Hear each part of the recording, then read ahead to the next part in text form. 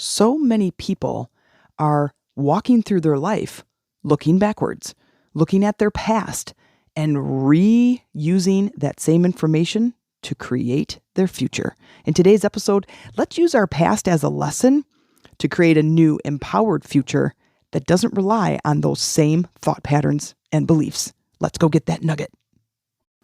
Hey guys, it's Jen Mack, Lady of the Mind. Welcome to today's episode where I hope I am finding you free from your past and living an empowered future. If you're not living an empowered future, then it is my intention that in today's episode, I give you just one nugget of inspiration toward your transformation. You know, I love talking about this stuff so much because it is such a powerful tool to use to start really changing your future. And I think so many people are so caught up in their habits, their thoughts, their beliefs, the stories they're telling themselves that they don't realize that it's those stories, beliefs, and thoughts that keep them reliving their past. So Amy and I, we did a show this past weekend and I was able to have some stage time, and I had about 13 people, mostly women, 12 women, one guy. And we're talking about our vocabulary. And one of the ladies says, but that's basically the vocabulary that I've used my whole life. And these are just certain words that you use to tell your story. And a lot of I can'ts and there's no way and I'm so sick and tired of, like all of those words create your life. And she was saying, but that's how I was brought up. Like that's my life. Those are my people, my parents, and I said, well, right. But do you want to keep living the same thing that you're living? And I said, take something in your life that is going really, really, really, really well. Whatever that is, your career, your relationship, your whatever, your money, your house, whatever it is. And then look at the words that you use when you talk about that thing. Look at that vocabulary. Now, on the flip side of that, take the things that is not going so well in your life and look at that vocabulary. Look at those words, those statements that you say, the stories that you say around that thing. And there's a very obvious difference. And she says, well, right, Jen, but that's because that thing is not going well. And I said, yes, but what we do is we have it in reverse. We think the thing shows up and doesn't go well. And so I have to talk about it to prove that, to let people know that that thing's not going well in hopes that an idea, an opportunity or something will change. And I said, the realness of it and how energy works to create is that it's the opposite. It is our words that create the thing and our continued use of those words that not only create the thing in the first place, but it also keeps it there. It keeps it in that space. So think of your words as these little hands that are touching that thing. And every time I throw out a word, that hand keeps it in that space.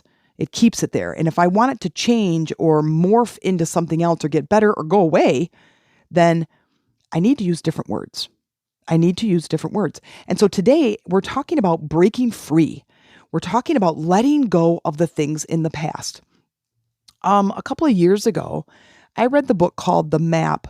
I believe it's in the other room. I'll tell you the author in a second, but I read the book, The Map, and somewhere in there toward the later part of the book, and it's a really good book, that she expresses ways to go back in time and in a visual and give your child version of you in different stages, the little version of you, the adolescent version of you, the teenager version of you, the things that he or she needed back then. And I thought it was brilliant. So I took some of my relationship problems or issues, triggers, stuff like that, things that were kind of holding me down, those sandbags, right? Those anchors in my life. And I don't have much contact with any of my exes, a teeny bit. I may or may not be friends with them on Facebook a little bit here and there, a little bit of conversation, but it really is not much at all. But I still held some that heaviness around those relationships towards myself, unworthy, not deserving, not good enough, right? So anyway, I did this activity, this exercise that she describes in the book, and it was actually quite brilliant because I did this in the middle of the night. Like it's like 1 o'clock in the morning. I'm sitting out in the living room. It's very dark. It's a full moon. It's very quiet. And I'm kind of in that nice, relaxed, sleepy state. Everybody's sleeping. The house is super quiet. There's not a lot of distractions. And it was really wonderful. And I'm going through these exercises and I'm journaling a ton. And what I did was basically recreate those past bumps and bruises that happened in my life. And I was able to rewrite those stories. And literally all I did was come up with a new story. What did the 4-year-old version of me need at that time in my life? That thing. What did the teenager need in that time? What about the young adult through these different relationships? What did she need? And I was able to like jump in this timeline and give her that thing, give her the words, give her the comfort, give her whatever, the money, a shopping trip, a new bike, whatever. And then you carry that energy through the rest of the timeline as if that thing happened all the way up until the current point. Now, this was really interesting because I had the trigger around one of my exes, and this is the one that I talk about where I said it should have been a weekend relationship, but it lasted 4 years, and it was pretty miserable, and I had some really, really, really down moments in my life regarding this relationship. And I believe, if you don't know what I'm talking about, I believe it was number 9, episode literally number 9, way back in the beginning. That's like a dark moment in time where I talk about this relationship. And we're all just doing the best we can back then, right? We're just trying to live life, doing the best we can with what we know back then. And so, but I still had some triggers around this particular person. Well, lo and behold, I'm out shopping today and I run into her. And actually it's her wife. She ended up getting married, which is quite ironic, by the way, but you'll have to go back and listen to that one. And I will look it up and make sure that that's the absolute one that I'm talking about. But anyway, and so, but the thing is that was really nice that I had not seen her since doing that activity. And that was probably, I don't know, it's probably 2 years ago. And before I would have some sort of a trigger about it and, feel a little kind of clunk in my stomach or feel a little bit yucky or whatever. And I didn't this time. And it was really interesting that I have like zero emotional yuckiness around seeing her in my life. And the funny thing is I think this is the biggest part about people working on at that belief level is they think that they have to, if I clear that energy, then that means I have to be, I have to be with that person, or I have to go back to, being friends with them or whatever. No, you don't. You literally don't have to do anything at all if you don't want to. And yes, it is actually number 9 and it's episode A Dark Moment in Time. And but it was, and a little bit of censorship on that one. Please do not listen to that episode with young people, like young, like maybe under 18. I would not recommend that. And that's just a little sidebar. Anyway, but it was kind of nice because the whole point is that I still have a choice, but I am not driven by my emotional triggers where, in that relationship, I would have left that relationship probably at day 4, but I had this emotion that was like drawing me in and I was like a moth to the flame. And for whatever reason, I couldn't let it go. Well, I couldn't let it go until it was time to let it go. And that didn't happen until years later. But I'm thankful for it. So anyway, I was able to recreate that. So this is one very, very powerful tool that I absolutely love using. And you can do this pretty easily. You get out a journal and you think of what that story is and you start writing, you go in your visual and you relive that event. And it's going to be painful and allow the emotions to come up. And then you basically rewrite the story. You get a clean piece of paper and a new journal it doesn't have to be a new journal, but you get a clean piece of paper and you rewrite the story. And it was brilliant. And I didn't come up with it, but I've done it a lot and it really, really works. Now, I have to keep emphasizing in all of my episodes that energy work is so amazing once you can start to open your mind to it and you can start to see the results immediately. You can start to feel things shifting. your life then starts to unfold differently. The physical is the lowest vibrational frequency, lowest vibrational state. That's why it appears to be solid, slow moving energy. And our thoughts are very fast moving. So we have to move our thoughts and changing our story and our words that help change our emotional state. Our emotional state, how we feel, is where we create from. So that's why, and I've said this a couple times, and it's okay to keep hearing it, right? Because we're human beings and it takes us a long time to learn new things like this, is our thoughts alone do not create. Our heart creates. And there's actually a really cool quote from Joe Dispenza that he says in one of his videos that, let me see if I can find that real quick. But it's absolutely brilliant, where it's like the heart doesn't see, where is it? The heart believes in the feelings, not the thoughts. Have you ever been with somebody, it could be a friend, a coworker, your parents, your boyfriend or girlfriend, whatever, where they say something, but something just doesn't feel right in your gut? Because your heart is attached to the emotion of the person, and you'll know if there's a discord. So if they say, no, yeah, I'm going to give you the promotion next month, and something just doesn't feel right, that's because they're not in agreement. So it's possible it's a lie.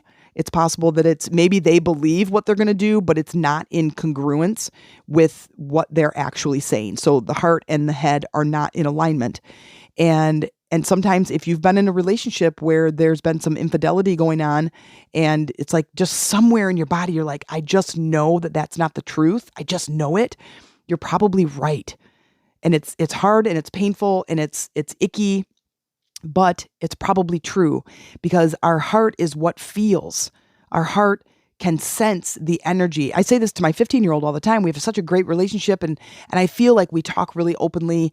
And, of course, he's a teenager. And so, of course, they have secrets, right? I understand that. And I'll say something to him. We'll be in the car driving or whatever. I'm like, dude, what's going on? You seem kind of down today. He's like, no, I'm fine. And so immediately I can feel it in my gut that I know that that's not right. And of course, his tone, definitely expresses how he's, that's not exactly true. And it's okay. I give him his space, but I just immediately know that that's not true. So when we get to something now in your life where let's take something that you want to change, or something from the past. Perfect example is relationships. We all go through those stupid relationships when we're younger, as we're trying to figure out how to get along with people, and we're trying to figure out ourselves. But in the meantime, we start dating, and I just think it's so unfair that, these 14, 15, 16-year-olds are going through puberty, but they have no idea about dating or relationships. And then they get into these stupid relationships and it's just ridiculous. And they break up and it's all this heartbreak. And I'm like, you guys have so much going on in your life. Really, they had to add puberty to that, to that age. Like that's so rough for them.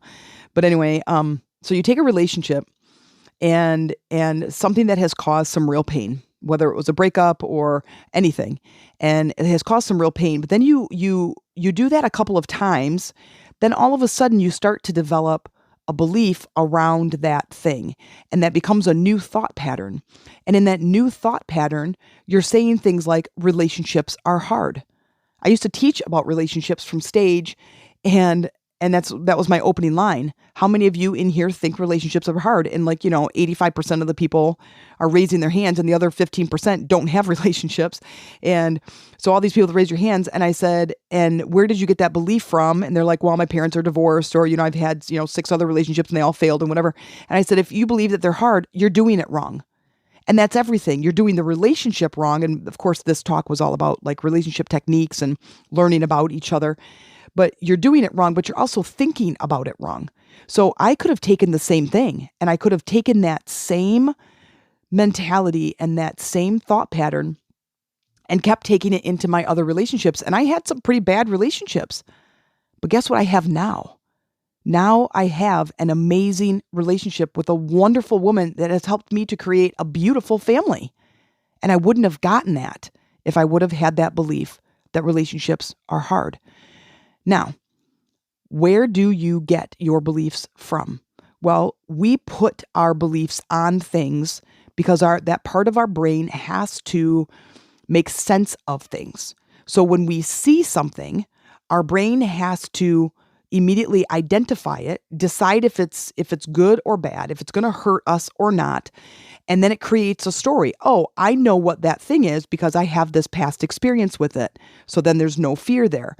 To this is, ooh, that's new. I've never seen that. And then my brain is rattling through its file cabinets to go, where do I recognize that thing? Oh, well, that could be a blank. And so I'm fine with it, or I'm not fine with it, or whatever my experience is. And then that what creates our fear or our not fear. So, but then we create stories around that. You take me to a theme park and I see a big giant roller coaster. My heart is probably going to race. I'm going to get a stomach, like a plop in my stomach, and I'm not going to want to go near it. Now, because my past experience was I went on a roller coaster one time. I absolutely hated it. I was talked into it by this person I was dating, and it was awful experience. I will never do it again. But now somebody else goes to a theme park, and maybe you go to a theme park and you see a roller coaster and you're like, oh my God, get me to the front of the line. Let me go get on that thing. And I'm like, oh, hell no. Well, that's only because we have stories around the thing. But the roller coaster itself is neutral. It's just a roller coaster.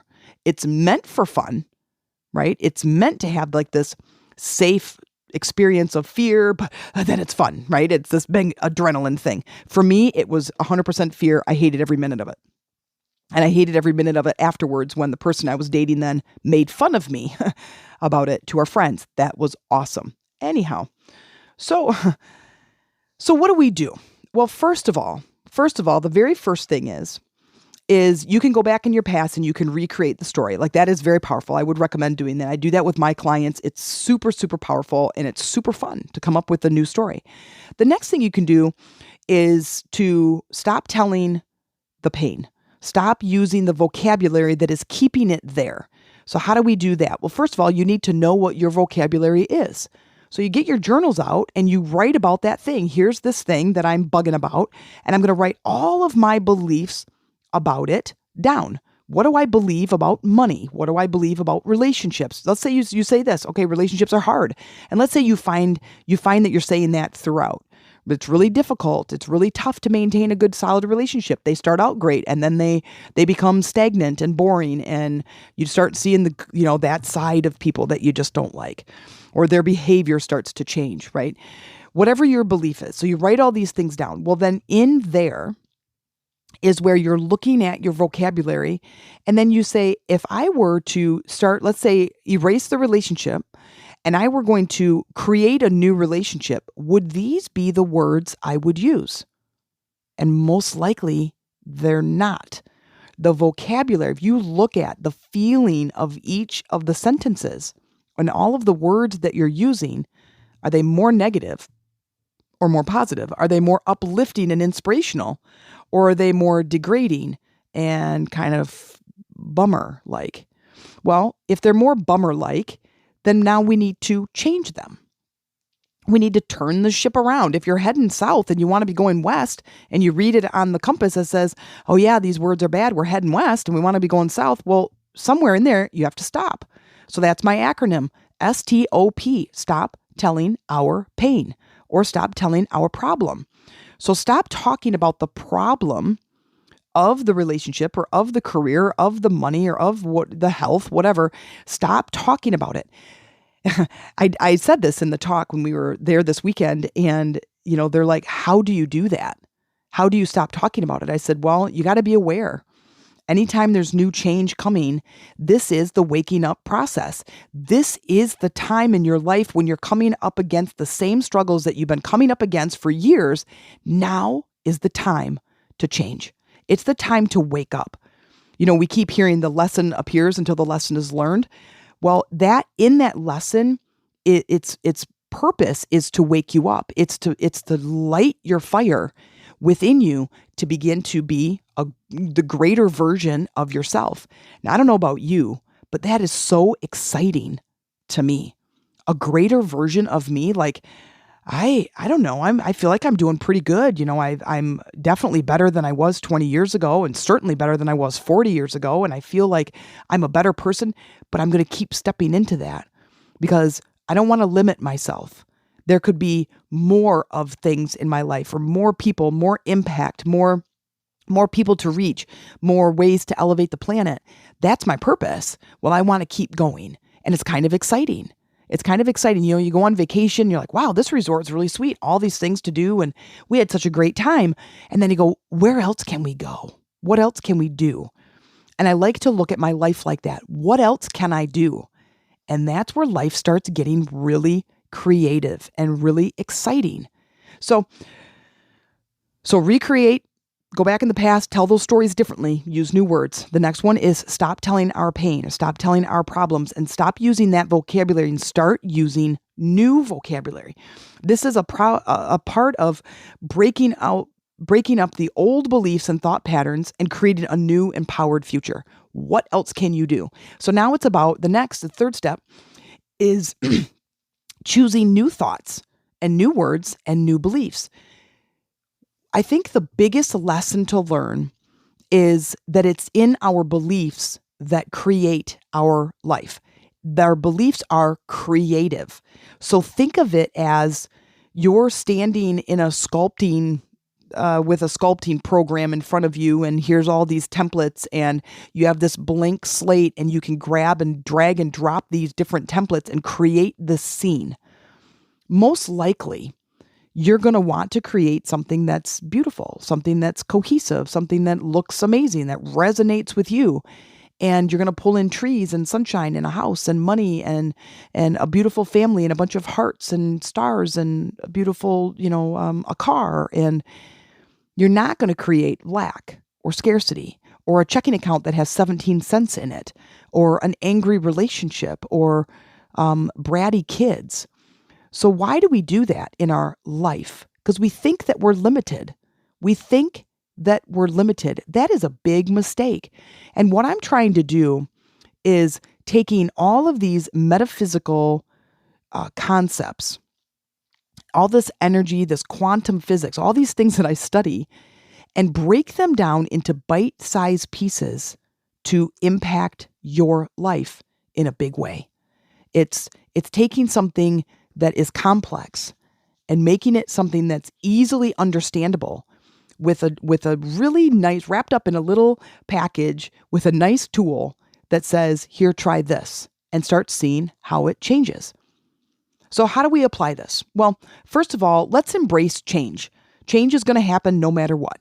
Change is inevitable. Change is always moving. So if I know that I'm in this river of change, I am always going, always changing, then I want to equip myself with powerful tools and techniques to adapt to that change. We fight time, we fight change, we fight the weather, we fight all of these things, but you're not going to win. Time is the winner. Time wins. Change wins. So if that's the case, and these are the boundaries, how do I play within these boundaries? How do I play this game? First of all, you have to embrace yourself. Embrace where you are, the skills you have, the life you have at the moment, and you embrace yourself while you are loving a new future. Be happy with yourself right now while you dream of something better. It's really a great manifesting recipe. Is I'm happy where I'm at right now while I think of a future that is even better. That I'm thinner and fitter, that I have more money, or I have a great business, or I have a great relationship, or a great career, that I'm happy and content where I am, and then I can move in this river of change. So that's my whole concept. My whole purpose is to equip you with these different tools to help you on your way and to give you these simple yet powerful tools and techniques to help you get going. So the big piece of it is to embrace yourself and to embrace change and to embrace growth, personal growth and spiritual growth, as well as you are powerful. You're a powerful being with the ability to create any life you want. If you are doubting what I'm saying right now, then I invite you to look at your beliefs about yourself achieving great success. And in there, those beliefs are exactly what is causing your life to be in the way that it is. If you go, well, nobody in my life had ever made any money, so I'm not going to make any money either. My entire life, everyone's had crappy careers. Well, the economy is blank and blank. Well, the politics, the world, the government, all of those are beliefs and stories. They seem true, but in the quote, truth of it, that is what you're putting in your life. That's the part of the recipe of you making your cake. And you put too much baking soda in your cake and it's going to be terrible. You put too much sugar in your cake and it's going to be terrible. It's got to have a right balance of the things that you want to make the life the best it can be. Thank you for listening. Your support means the world to me. I want to let you in on a little secret, a decision that I made. I am never going to have ads during the episodes. This will ensure that the show stays uninterrupted and in the flow. However, to keep the lights on and the tape rolling and allow me to continue dedicating my time and energy to the podcast, I am asking for your support. And to do that, I have introduced a $5 a month membership. Your contribution keeps the episodes coming and ensuring continuous improvement in content, quality, and delivery in bringing you those valuable nuggets. This is not only to support me and the show, but also an investment in your continued spiritual journey. See the show notes below for membership instructions and other ways to donate to this program. Thanks again for listening and for being an amazing support.